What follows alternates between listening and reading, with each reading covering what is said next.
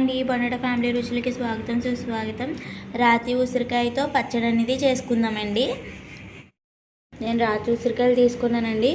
ఈ పిక్కలు తీసేసి ఇలాగైతే ఒలుసుకొని పెట్టుకున్నానండి. ఈ ఉసిరికాయ ముక్కలు అనేది ఒక డబ్బాలకు అనేది వేసుకుందామండి. చూసారా, ఉసిరికాయ ముక్కలు డబ్బాలో అయితే వేసాను మొత్తం. ఇప్పుడైతే ఉప్పునైతే వేసుకుందామండి. ఇదిగోండి, ఉప్పు అయితే వేస్తున్నాను.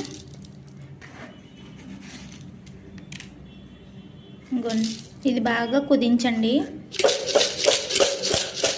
ఇలా కుదించి 3 రోజులు దీనికి రెస్ట్ ఇచ్చేద్దాం.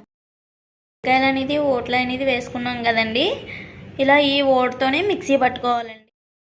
తీసుకుని మొత్తం ఈ ముక్కలన్నీ కొద్దిగా వేసుకుంటూ ఆడాలండి.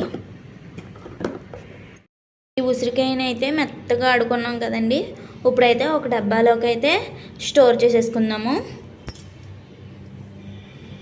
ఈ పచ్చడి ఉండే కొద్దీ మనకి నల్లగా వచ్చేస్తుందండి. అందుకని దీని పేరు నల్ల పచ్చడి అంటారు. ఉసిరికాయ పచ్చడి అనేది అంటారు ఫస్ట్, దాని తర్వాత ఉండే కొద్దీ నల్లగా అయిపోతుందని నల్ల పచ్చడి అంటారండి. ఇది ఎన్నాళ్ళైనా ఉంటుందండి, 10 సంవత్సరాలు ఉంటుందండి. నేనైతే ఇక్కడ రాతి ఉసిరికాయలు పచ్చడి అనేది చేశాను. ఈ ఉసిరికాయలు మనకి జుట్టుకు కూడా చాలా మంచిదండి. జుట్టు అనేది బాగా పెరుగుతుంది. విటమిన్ సి అనేది ఇందులో బాగా ఎక్కువగా ఉంటుంది కదండి. అందుకనే దీనివల్ల ఉసిరికాయ అనేది ఎక్కువ తీసుకుంటే మన జుట్టు అనేది బాగుంటుంది. అంతేనండి, ఇలా ఆడుకున్నాం కదా. ఇది ఒక 3 రోజులు, ఇలా ఒక 10 రోజులు అలా ఎండలో పెట్టుకుని ఉంచుకోవాలండి. చెమ్మదనం అనేది పోతుంది మనకి. ఓటతో ఆడుకున్నాం కదా.